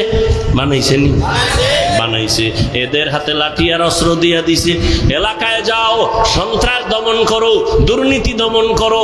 পারছে নি? মদের আড্ডা বন্ধ করো, গাঞ্জার আড্ডা বন্ধ করো, নেশা বন্ধ করো। পারছে? কিন্তু আলেম ওলামারা বেতের বাড়ি লাগে নাই, গালি দেওয়া লাগে নাই, অস্ত্র লাগে নাই। রাতের বেলা কাঁদছে আর তোমাদের পাও ধরে ধরে বয়ান কইরা কইরা লাখ লাখ মানুষ এই জমিনে হয়েছে। আগে মদ পান করতো, এখন আর নামাজ ছাড়ে না। বানায় বলতেছি, সত্য কথাটা স্বীকার কর, মানো আর না মানো, কারণ সবাই মানবে এটা কথা। আরে আবু জাহিল্লা মানে না নবীর বয়ান, যে নবীর কোনো গুনাহ নাই, সেই নবীর বয়ানেও কালেমা পড়ে না। যে নবীরে দেখলে কলিজা ঠান্ডা, ওই নবীরে 13টা বছর দেখলো, বয়ান শুনলো, এরপরও কালেমা পড়ে নাই। কে? আবু জাহাল। এটার নাম কপাল। সবার কপালে হেদায়েত আসবে না। আর একজন আল্লাহর বান্দা, 27 বছর বয়স। কত? বুড়া না যুবক? হ্যাঁ, যুবকেরা ভালো করে শোন। 27 বছরের যুবক তরবারি নিয়ে যায় নবীজির কল্লা কাটার জন্য। তরবারি নিয়ে কল্লা কাটতে গিয়া ইসলামের বড় সৈনিক হয়ে দাঁড়ায় গেল। তরবারি নিয়ে ডাক দিয়া কয়, মুহাম্মদের বিরুদ্ধে যদি কথা বলতে চাও, মুহাম্মদের আর লাগবে না, আমি ওমরের তরবারিটাই যথেষ্ট। বুড়া না যুবক? ও যুবক, ভালো করে শুনো। পায়ে ধরে ধরে ধরে ধরে কথা বলতে যে কি কষ্ট। 5 মিনিট বক্তব্য দিলে আবার একটু চা খায়, পানি খায়। দেখি তো আমরা ওলামায়ে কেরামের কোনো চিন্তা নাই, দিন নাই রাত নাই, পায়ে ধরে ধরে বয়ান করি। একবার ওই যে এতক্ষণ কষ্ট করে চিল্লায় বয়ান করলাম, ও আল্লাহর বান্দারা, একবারও কিন্তু বলি নাই কওমি মাদ্রাসায় না গেলে জাহান্নামে যাইবা, তাবলীগ না করলে জাহান্নামে যাইবা, পাঁচকল্লি মাথায় না দিলে জাহান্নামে যাইবা, চরমনাই না গেলে জাহান্নামে যাইবা, উজানি না গেলে জাহান্নামে যাইবা। একবারও বলি নাই স্কুল ছেড়ে দাও, মাদ্রাসায় আসো, তাও বলি নাই। ও বাবারা, কি বলতে চাই, জীবনে যতদিন বাঁচবা গোলামি করবা, আল্লাহর আদর্শ মানবা, মদিনা। তুমি ডাক্তার হও, ইসলাম বাধা দেয় না। ডাক্তার হও, ইঞ্জিনিয়ার হও, প্রফেসর হও, তবে দাবি আমার বেয়াদব হইও না। তোমার ব্যবহারে যেন কখনো কোনো আলেম কষ্ট না পায়, তোমার ব্যবহারে যেন মা বাবা কষ্ট না পায়, তোমার আচরণে যেন কোনো মুরব্বী কষ্ট না পায়। আদর্শ ডাক্তার যদি হইতে পারো, শুধু মাদক দিনা, গোটা দেশের মানুষ মাথায় নিয়ে সম্মান করবে। কি ডাক্তার হইতে পারলে? আদর্শ ডাক্তার যদি হতে পারো, আদর্শ ইঞ্জিনিয়ার হও, সম্মান সারা দেশের মানুষ করবে। আদর্শ প্রফেসর হও, সম্মান সারা দেশের মানুষ করবে। আর যদি বেয়াদব হও, প্রফেসর কিন্তু কি ঢাকা কলেজের ক্লাসে ঢুইকা ছেলে মেয়েরা বসে, কানের মধ্যে হেডফোন লাগানো, প্রফেসর ঢুইকা কয়, আমারে চিনোস নি? হ্যাঁ স্যার চিনি। আমার নাম কি জানো নি? কয় জানি। বলো। কয় বেদ্যবি হবে। প্রফেসর ডাক দিয়া কয়, আমার নাম আহমদ শরীফ। নাম কি? কথা কয় না। ঢাকা কলেজের প্রফেসর বলে আমার নাম আহমদ শরীফ। কয় হ্যাঁ স্যার জানি তো। কয় শোন আজকে নতুন একটা সবক দেই। কয় কি সবক? কয় আজকে থেকে শোন, এতদিন শুনছো কোরআন শরীফ, হাদিস শরীফ, মক্কা শরীফ, মদিনা শরীফ, এখন থেকে কোরআন শরীফ বাদ, হাদিস শরীফ বাদ, মক্কা শরীফ বাদ, মদিনা শরীফ বাদ। আজকে থেকে তোদের জন্য আহমদ শরীফ যথেষ্ট। প্রফেসর হও তবে বেয়াদব হইও না, ডাক্তার হও কিন্তু বেয়াদব হইও না। এত সুন্দর এক ডাক্তার, এমবিবিএস ডাক্তার, হাতুড়ে ডাক্তার না, লেখাপড়া কইরা এমবিবিএস ডাক্তার হইছে। ডাক্তার হইয়া স্টাডি করতে করতে কয় আল্লাহ নারীর উপরে জুলুম করছে, আল্লাহ বড় জালেম। নাম কি? তাসনিমা নাসরিন। নাম কত সুন্দর, তাসনিমা নাসরিন। ডাক্তারও যেমন তেমন না, এমবিবিএস ডাক্তার, কিন্তু আল্লাহরে জালেম বলছে, দেশে পর্যন্ত থাকতে পারে নাই। ডাক্তার হইতে বলছি কিন্তু বেয়াদব হইতে বলি নাই। আমার দাবি ডাক্তার হও, বেয়াদব হইও না। ইঞ্জিনিয়ার হও, বেয়াদব হইও না। একজন প্রফেসর হও, বেয়াদব হইও না। তোমার ব্যবহারে যেন মা বাবায় খুশি হয়, আলেম খুশি হয়, মুরব্বীরা খুশি হয়। তাহলে তোমাকে দেশের মানুষ সম্মান করবে, মরিয়া গেলে তোমার নামে সুন্দর ইতিহাস লেখা হবে। কবি নজরুলের ইতিহাস আছে না নাই? তোমরা যুবক বাবারা বড় না সম্মান করো না। তোমার মতো সারা রাত মোবাইলে আকাম করলে কবি নজরুল হতে পারত না? পারত? সম্মানের ডাক্তার হতে চাও তো বাবা? যুবকদের বলছি, সম্মানের জীবন চাও না? এই আরে টাকা তো সুইপারও কামাই করে না? ওই টাকা চাই না, সম্মানের টাকা চাই, ইজ্জতের জিন্দেগি চাই। কি মানুষ সম্মান করে, টাকা দেয়, খাওয়ায়, আর পর ভুল হয়ে গেছে মাফ করে দেন, সম্মান ঠিক মতো করতে, এর থেকে আর কি জিন্দেগি চাও? এই সম্মান কে দিছেন? আল্লাহর দেওয়াটা টিকে বেশি, নিজে তৈরি করলে ওটা থাকে না। চেহারা কালো, বিউটি পার্লারে গিয়ে সুন্দর যদি নিজে হতে চাও, আর কতক্ষণ? বৃষ্টি আইলে শেষ, পানি পড়লে শেষ, রোদের তাপ লাগলে আরো শেষ, ঠিক নেই? আর আল্লাহ যারা সুন্দর বানায় দিছে, এটা কোনো বিউটি পার্লার লাগবে না রে বাবা। আরে যুবক, আদর্শ জীবন যদি চাও, সম্মানের জীবন যদি চাও, স্কুল কলেজে পড়িয়াও সম্মানের জীবন যদি চাও, লিখে রাখ, দুইটা পুঁজি লাগবে। কয়টা? একটা হলে আর একটা নাই তো হবে না, দুইটা লাগবে, লিখে রাখো। 1 নাম্বার পুঁজি সুস্থতা, 2 নাম্বার পুঁজি সুন্দর চরিত্র। তোমার চরিত্র ভালো কিন্তু তুমি কি অসুস্থ, কোন জায়গায় চাকরি টিকবে? আচ্ছা তুমি সুস্থ কিন্তু চরিত্র খারাপ, টিকবে কোথাও চাকরি? কেউ দিবে না। কিন্তু সুস্থতাও লাগবে, চরিত্রও সুন্দর লাগবে। এই দোনোটাকে জবাই করনেওয়ালা হাতিয়ারের নাম মোবাইল। মোবাইল তোমার চরিত্রটারও জবাই করছে, এই মোবাইল তোমার সুস্থতাটারেও নষ্ট করে ফেলছে। অ্যান্ড্রয়েড মোবাইল চালাইয়া চোখের পাওয়ার নাই, কানের পাওয়ার নাই, চেহারার সৌন্দর্যতা নাই, এখন চেহারাটা কার্টুন হয়ে গেছে, ঠিক নেই? সারা রাত মোবাইল দেখতে দেখতে ও বান্দা, তোর শরীরের মহা ঔষধ ছিল ঘুম, ওই ঘুমটা নষ্ট করার কারণে শরীরটা নষ্ট হয়ে গেছে।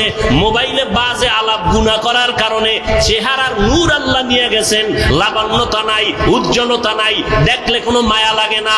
মাথা ব্যথা বেড়ে গেছে, হার্ট অ্যাটাক বেড়ে গেছে, বুকে ব্যথা বেড়ে গেছে, কখন জানি পড়বি আর মরবি বলা যায় না রে বাবা। মাথাও ঠিক থাকে না, মাথা ঘুরায় বাইক লয়ে বের হইয়া যায়, মা আসতেছি, লাশ হইয়া ঘরে ফিরে আসে রে বাবা। মোবাইলে তোর চরিত্রটাও নষ্ট করেছে, তোর সুস্থতাও নষ্ট করেছে। ভাই বললাম, মানবা না মানবা তোমার ইচ্ছা, রসুলের আদর্শ ছাড়া জীবনে আর আদবলা সম্মানিত হওয়া যাবে। এরে আল্লাহর বান্দারা, ও যুবক আল্লাহর গোলাম, উলামায়ে কেরামদের অবদান, তাদেরকে বন্ধু বানায় চলো, তাদের পরামর্শ নাও, তারা তোমাদের কোনদিন ক্ষতির পরামর্শ দিবেন না। স্কুল কলেজে পড়িয়াও মা বাবার দোয়া নিয়ে চলিও। ও যুবক বাবা, তোমার মতো যুবকেরা স্কুলে পড়ে, কলেজে পড়ে, জীবনে মাদ্রাসায় পড়ে নাই, 5 বেলার নামাজ পড়ে আছে না নাই? তুমি নিজেকে প্রশ্ন করো, তুমি কেন পারবা না? ও যুবক বাবা, আজকে তোমাকে পাও ধরিয়া ধরিয়া বুঝান লাগে টুপি পরো, দাড়ি রাখো, অথচ আমিও মুসলমান, তুমিও মুসলমান। তোমার আল্লাহ আমার আল্লাহ এক, তোমার নবী আমার নবী এক, তোমার ধর্ম আমার ধর্ম এক, তোমার কালেমা আমার কালেমা এক, তোমার কাবা আমার কাবা এক, নাকি আলাদা? ও আল্লাহর বান্দা, তুমিও যে আল্লাহকে মানো, সে আল্লাহকে আমিও মানি। তুমি আমি দুনিয়াতে আসছি এক, মরণকালে কাফনের সংখ্যা হবে 3টা, তাও হবে এক, কালার হবে আলাদা। কাফন কয়টা? আমি বক্তার সম্মানে একটা কাফন বাড়ানো হবে, গরিব রিক্সা ড্রাইভার গরিব হওয়ার কারণে একটা কাফন কমানো হবে। হ্যাঁ, আজকে আমি বক্তা ভাব, তুমি শ্রোতা হইয়া নিচে পড়ছো, আমার কত সম্মান। আবার তুমি ডাক্তার, আমি রুগী, তোমার কত সম্মান। ভালো করে বুঝো রে বাবা। কিন্তু যেদিন সাদা কাফনের ভেতরে ঢুকবি, ওই দিন কি থাকবে কে বড় কে ছোট? কাফনে লেখা থাকবে বড় হুজুরের লাশ, কালার সব হবে এক। বড় হুজুরের কালার যেমন, মুসল্লির কাফনের কালারও তেমন, বক্তার কাফনের কালার যেমন, শ্রোতাদের কাফনের কালারও তেমন। ওরে কে মালিক, কে গোলাম, কে ইমাম, কে মুক্তাদি, কে ডাক্তার, কে রুগী, কাফনে ঢুকলে আর লেখা থাকবে না, সবার লাশ একাকার হয়ে পড়ে থাকবে। এরপরে কবরের সাইজও হবে এক, কবরে রাখার পরে প্রশ্ন হবে 3টা, তাও হবে এক। রবের পরিচয় দাও, ধর্মের পরিচয় দাও, রাহমাতুল্লিল আলামিনের পরিচয় দাও। এই 3টা প্রশ্ন আমাকেও করা হবে, তোমাকেও করা হবে রে যুবক বাবা। ওই 3টা প্রশ্নের জবাব যারা দিবে তাদের কবর হবে রওজাতুম মির রিয়াজিল জান্নাহ, আর যারা জবাব দিতে পারবে না তাদের কবর হবে হুফরাতুম মিন হুফারিন নার, জাহান্নামের টুকরা। তবে কারা জবাব দিতে পারবে? আমি হুজুর, মাওলানা, কোনো গ্যারান্টি নাই। যদি আমি হুজুর হইয়া জবাব দিতে পারবো, গ্যারান্টি থাকতো, তাহলে আমার নবী কাঁদতেন না, আবু বকর জান্নাতের টিকিট হাতে নিয়ে কান্না করতেন না। ওমরের মতো বান্দা যাকে দেখলে শয়তান বড় ভয় পায়, ওই ওমরও চোখের পানি ছেড়ে কাঁদেন। ও ওমর, আপনি কাঁদেন কেন? ওমর বলে, আমি আল্লাহর আযাবের বড় ভয় পাই। হাসরের কঠিন সময় সূর্যের গরম, জমিনটা হবে তামা, জাহান্নামের আগুনের গরম। ওদিকে আমার আল্লাহ পাক রাগান্বিত আওয়াজ দিবেন, লিমানিল মুলকুল ইয়াউম লিল্লাহিল ওয়াহিদিল কাহ্হার। আল্লাহ বলবে, ও দুনিয়ার নেতারা, ও টাকাওয়ালা, ও ক্ষমতাওয়ালারা, আজকে এই ময়দানে তোমাদের রাজত্ব কই? দুনিয়াতে কত বাহাদুরি করছো, নেতাগিরি করেছো, আজ আমার আদালতে দাঁড়াও। নবী বলেন, আমার আল্লাহ রাগান্বিত আওয়াজটা যখন দিবেন, হাসরের ময়দানটা থরথর করে কেঁপে উঠবে, নবীদের চোখের কোঠায় পানি, সমস্ত হাসরের মানুষগুলো উলঙ্গ দাঁড়ানো থাকবে, নারীরাও উলঙ্গ, পুরুষেরাও উলঙ্গ। নবীদের কান্নার আওয়াজ। ও আল্লাহর বান্দারা, আবু বকর কাঁদেন কেন? আল্লাহর আদালতে কেমনে দাঁড়াবো? জান্নাতের টিকিট পাইয়াও যদি তারা কান্না করেন, তাদের এত সুন্দর আমল, তাদের এত সুন্দর ইখলাস, তাদের এত সুন্দর তাকওয়া, তাদের এত সুন্দর তাহাজ্জুদ, তাদের এত সুন্দর তেলাওয়াত, তাদের এত সুন্দর আল্লাহর হক আদায়, তাদের বান্দার হক এত সুন্দরভাবে আদায় করে, এরপরও জান্নাতের সুসংবাদ পাইয়াও যদি তারা কান্না করেন, ও মাদবদীর মুসলমান ও যুবক, ও পর্দার আড়ালের মা বোনেরা, ও বৃদ্ধ বাবাজিরা, তোমার আমার তো নামাজ নাই, তোমার আমার রোজা নাই, তোমার আমার জিকির নাই, তেলাওয়াত নাই, পর্দা নাই, হালাল হারামের ভেদাভেদ নাই। টুকটাক যে আমল করি, এটাও তো আসলে আল্লাহর জন্য করতে পারি না। নামাজ পড়ি মানুষকে দেখাবার জন্য, বয়ান করি মানুষকে দেখাবার জন্য, তেলাওয়াত করি দেখাবার জন্য। সাহাবায়ে কেরাম জান্নাতের টিকিট পাইয়া ইখলাসের আমল নিয়েও যদি কান্না করতে পারেন, তাহলে তোমার আমার আমল নাই, ইলম নাই, গুনাহ আর গুনাহ আর গুনাহ। চোখ দুইটা বন্ধ করে একটু তাকাও, জীবনে হাতের দ্বারা কত গুনাহ করেছো রে বাবা। চোখ বন্ধ করে একটু দেখো, এই বয়সের চোখের দ্বারা কত গুনাহ করেছো। হাতের দিকে তাকায় দেখো, গুনার কারণে মনে হয় হাত দুইটা নাপাক, গুনার কারণে জিহ্বাটা নাপাক হয়ে গেছে, গুনার কারণে অন্তর নাপাক। এরপরেও তো কি পরিমাণ কান্না করা উচিত। তোমার চোখে আমার চোখে কোনো কান্না নাই। কপাল এত খারাপ হয়ে গেল, নিজেও কাঁদো না, অন্য যদি কান্না করে তাও সইতে পারো না। কপাল এত খারাপ হয়ে গেছে, আল্লাহ তোর উপরে এত বেজার, মা বাবা তোর উপরে এত বেজার। আজকে নিজেও নামাজ পড়ো না, অন্য নামাজ পড়ে তাও পছন্দ করো না। এত নিমক হারাম কপাল খারাপ কেন তোমার? নিজেও দাড়িটা রাখতে পারো না, অন্য দাড়ি রাখবে তাও পছন্দ করো না। নিজেও হালাল খাও না, অন্যেরা হালাল খায় তাও পছন্দ করো না। নিজেও পর্দা করো না রে বাবা, অন্যেরা পর্দা করবে তাও পছন্দ করো না। এই অবস্থায় যদি আজরাইল এসে হাজির হইয়াই যায়, আর যদি রূহটা নিয়ে টান দেয়, নবী বলেন জ্যান্ত বকরির চামড়া খুললে যেমন কষ্ট, গুনাহগারের জান কবজের কষ্ট আরো কঠিন হবে। ও দাড়ি কামানেওয়ালা ভাইরা, ও বেপরদাওয়ালা ভাই বোন মারা, ও গুনাহগার বাবারা, আর কয়দিন বাহাদুরি করবি? এই ছাত্র জনতার আন্দোলনে কত যুবকের লাশ চলে গেল। ওরে বাবা, তুমি আগামী বছর বাঁচার কোনো গ্যারান্টি নাই। এখনো সময় আছে, যদি তওবা করে আমার আল্লাহকে ডাক দাও, দয়ার মালিক। এই ময়দানে আমার মতো গুনাহগার কেউ নাই। আমার গুনার খবর আমার মা বাবা ভাই বোন স্ত্রী পুত্র কেউ জানে না। যদি আমার অপরাধের খবর আমার স্ত্রী জানতো, আমারে ঘরে ঢুকতে দিত না, আমাকে স্বামী বলে গ্রহণ করত না। আমার অন্যায়ের খবর যদি মা বাবা জানতো, সন্তান বলে পরিচয় দিত না। আমার অপরাধের খবর যদি আমার ভাই জানতো, ভাই বলে পরিচয় দিত না। আমার মাওলা যে কত দয়ার মালিক। আল্লাহ কয়ে গোলাম, আমি তোরে বড় আদর করে বানাইছি। আমার কোনো ছেলে নাই, মেয়ে নাই, আমি তোরে মোহাব্বত করে বানাইছি। আমি আল্লাহ তোরে কত নিয়ামত দিলাম। আমার দেওয়া নিয়ামতের পানি, আমার দেওয়া বাতাস, আমার দেওয়া সূর্যের আলো চাঁদের আলো ভোগ করো বান্দা। আমার দেওয়া কত নিয়ামত তোরে দিলাম, এগুলো খাইয়া যদি নাফরমানি করো, গুনাহ তো কম করো নাই। আমি আল্লাহ জানি তুই কোন রাতে কখন কোথায় কি পরিমাণ গুনাহ করেছো, অন্ধকারে কি গুনাহ করেছো আমি জানি। দুনিয়ার কেউ না জানলেও আমি মাওলায় জানি।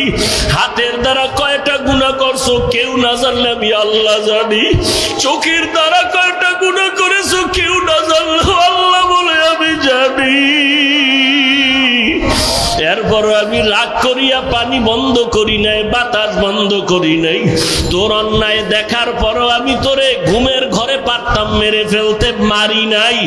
আমি আল্লাহ তোরে বাঁচাইয়া রাখছি, কারণ আমি আল্লাহ চাই না তুই গুনাহ নিয়ে কবরে যাবি। আমি আল্লাহ চাই তুই তওবা কর, ফিরিয়া আয়। কারণ তওবা না করিয়া গুনাহ অবস্থায় যদি কবরে যাও, আমি মাওলা জানি দুনিয়াতে তুই সূর্যের গরম সইতে পারো না। আমি মাওলা জানি দুনিয়াতে মশার কামড় তুই সইতে পারো না, তুই দুর্বল। একটা বেতের বাড়ি সইতে পারো না। গুনাহ নিয়ে যদি কবরে পড়িয়া যাও, আমার গুনাহগারের শাস্তি কিন্তু মোটেও দেওয়া কম হবে না। গুনাহ নিয়ে যদি তওবার জন্য আমি মাওলা তোর হায়াতটা এখনো বাঁচায় রাখছি, আমি মাওলা তোরে ওয়াজের প্যান্ডেল পর্যন্ত পৌঁছাইয়া দিয়েছি, বয়ান শোনার মতো ব্যবস্থা করে দিয়েছি। এখনো ফিরিয়া আয়, তওবা কর, গুনাহ নিয়ে নিয়ে জাহান্নামী হয়ে কবরে যাস না।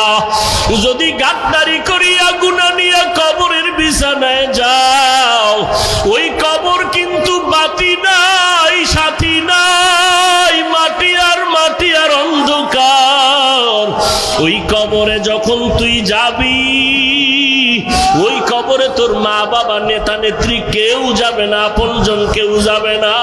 ওই কবরে গুনাহ নিয়ে যদি যাও, আরে জবাব, তিনটা প্রশ্নের জবাব যদি দিতে না পারো, সাথে সাথে কবর জাহান্নামের টুকরায় পরিণত হয়ে যাবে। কবরের ভেতরে জাহান্নামের আগুনের গরম, এমন জোরে কবরের মাটি চাপ দিবি, পাজরের হাড়গুলো চুরমার হয়ে যাবে। ও যুবক বাবারা, পাও দুইটা ধইরা বলি, চোখের বাড়ি ছেড়ে আল্লাহকে ডাক দাও। ও আসমানের মালিক, জমিনের মালিক, ও দয়ার আল্লাহ, আমরা গুনাহগার হইয়া প্যান্ডেলে ঢুকছি, গুনাহ নিয়ে বাড়ি যাইতে চাই না, গুনাহগার হইয়া কবরে যেতে চাই না রে মালিক। ওই কবরের দুই পার্শ্বের মাটির চাপ সইতে পারবো না রে আল্লাহ। ও পর্দার আড়ালের মা বোনেরা, আপনার মতো কত মা বোন মোবাইলে সময় নষ্ট করে না, নামাজ ছাড়ে না, বেপর্দায় চলে না, স্বামীর মাল হেফাজত করে। ও মা বোনেরা, আপনারা কেন পারবেন না? এখনো সময় আছে, তওবা করে দুই ফোঁটা চোখের পানি ছাড়িয়ে আল্লাহকে ডাকেন। সন্তান যদি চোখের পানি ছাড়িয়া মা বাবাকে ডাক দেয় আর মাপ চায়, মা বাবার দয়া না হইয়া পারে না। ছাত্র যদি কান্না করে ওস্তাদের কাছে ক্ষমা চায়, ওস্তাদ মায়া না করিয়া পারে না। ও আল্লাহর বান্দারা, ওই মা বাবার থেকে, শিক্ষকের থেকে আমার মাওলার মায়া কি কম? ওরে দুই ফোঁটা চোখের পানি যদি ছাড়িয়া দিয়া ডাক দাও, আল্লাহ দয়া করে মাফ করে দাও, বুঝি নাই, শয়তানের ধোকায় পড়ে দাড়ি কাটছি আর কাটবো না, শয়তানের ধোকায় পড়ে বেপরদায় চলছি আর চলবো না, শয়তানের ধোকায় পড়ে জবান দিয়া গালি দিছি আর দিব না, শয়তানের ধোকায় পড়ে মিথ্যা বলছি, গীবত করছি আর করব না, হাতের দ্বারা কারো বিরুদ্ধে লেখবো না, গুনাহ করব না, মাফ করিয়া দাও। মাওলা চোখের পানি দেখলে কুদরতি অন্তরে মায়ার জোশ এসে যাবে। ওরে চোখে যদি পানি না আসে, মনে করিও আমার মাওলা গুনার কারণে বেজার, গুনার কারণে দিলটা পাথর। ওরে ডানে বামে তাকাইয়া দেখো কার চোখে পানি। কান্নাওয়ালার দিয়ে তাকায় একটু হাত বাড়াইয়া দোয়া চাও। ও কান্নাওয়ালা ভাই, একটু দোয়া করেন। আমাদের কপাল খারাপ, চোখে পানি নাই, গুনার কারণে আল্লাহ বেজার হয়ে গেল। ও আল্লাহর বান্দারা, খাঁটি মনে তওবা করো, আর নামাজ ছাড়বা না, দাড়ি কাটবা না, বেপরদায় চলবা না, মা বাবাকে কষ্ট দিবা না, ওলামায়ে কেরামের বিরুদ্ধে যাবা না, নবীর তরিকা মানিয়া চলবা। আল্লাহর কাছে কাঁদো আর বলো, আল্লাহ তওবাওয়ালা জিন্দেগি দান করেন। আয় আল্লাহ, গুনাহের প্রতি ঘৃণা জমায়া দেন। ও আল্লাহ, কুদরতের নজর দিয়ে একটু মাঠের দিকে তাকাইয়া দেখেন, আপনার গোলামেরা কি চায় আমি জানি না, আপনি ভালো জানেন। একজনকেও খালি হাতে ফিরাইয়া দিয়েন না রে আল্লাহ। হেদায়াতের আলো দিয়া সিনাটা কবুল করে নেন, ওলামায়ে কেরামের বন্ধু বানায় দেন। আয় আল্লাহ, ময়দানকে আপনি কবুল করে নেন, আহলে সুন্নাত ওয়াল জামাতের ব্যানার হেদায়াতের জরিয়া বানায় দেন। আলহামদুলিল্লাহি রাব্বিল আলামিন, ওয়াসসালাতু ওয়াসসালামু আলা সাইয়্যিদিল আম্বিয়া ওয়াল মুরসালিন ওয়া আলা আলিহি ওয়া আসহাবিহি আজমাইন। ইয়া আরহামার রাহিমিন, ইয়া আরহামার রাহিমিন, ইয়া আরহামার রাহিমিন।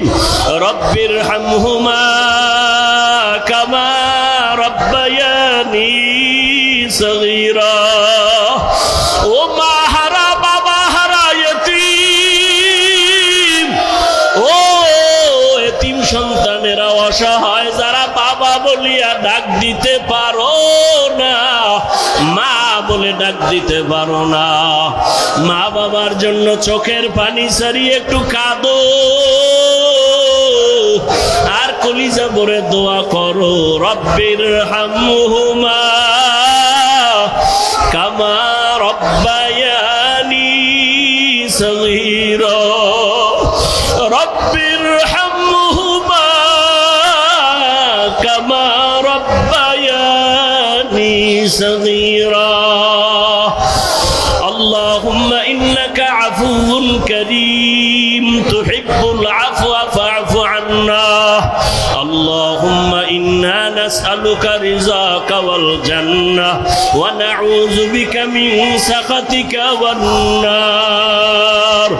اللهم إنا نعوذ بك من البرص والجنون والجذام وسيء الأسقام. ও দয়ার মালিক, কুদরতের নজর দিয়া তাকায়া দেখেন কত উলামায়ে কেরামরা হাজি হাজির, কত মুরব্বী হাজি সাহেব, ব্যবসায়ী চাকরিজীবীরা হাজির, আমার কলিজার যুবক ছাত্র ভাইরা হাজির, পর্দার আড়ালে কত মা বোনেরা হাত তুলেছেন।